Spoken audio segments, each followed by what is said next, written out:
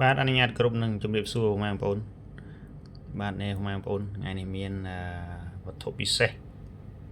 មកចែករំលែកពុកម៉ែបងប្អូនទស្សនាលេងកំសាន្តបា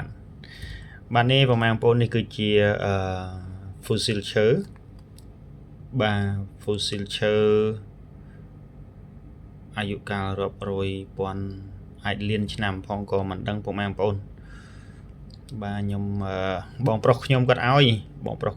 គាត់ឲ្យមកក៏យកមកកលឹងធ្វើជាតដោកបាទកលឹងធ្វើជាតដោកយកមកពាក់បងប្អូនស្រាប់តែខាត់រួចបាទខាត់រួចទៅក៏ចេញជារូប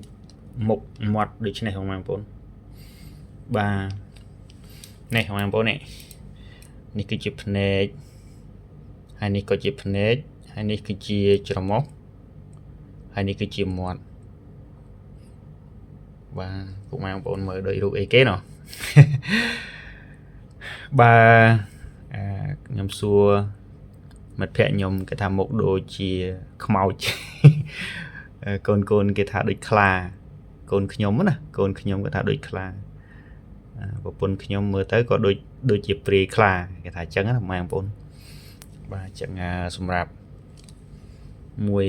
អង្គនេះបងប្អូនអញ្ចឹងពិសេសមែនតើបាទយ៉ាងណាក៏ដោយក៏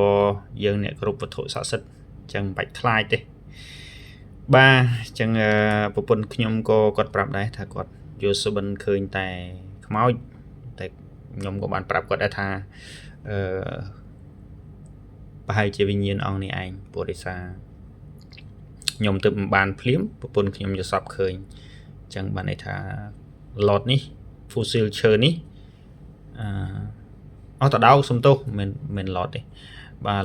តដោក fossil ឈើនេះគឺមានវិញ្ញាណគេកាន់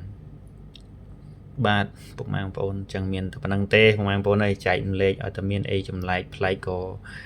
តែងតែចែករំលែកទៅដល់ពុកម៉ែបងប្អូនទស្សនាលេងកំសាន្តបាទអរគុណច្រើនពុកម៉ែបងប្អូនបាទជម្រាបលាបាទ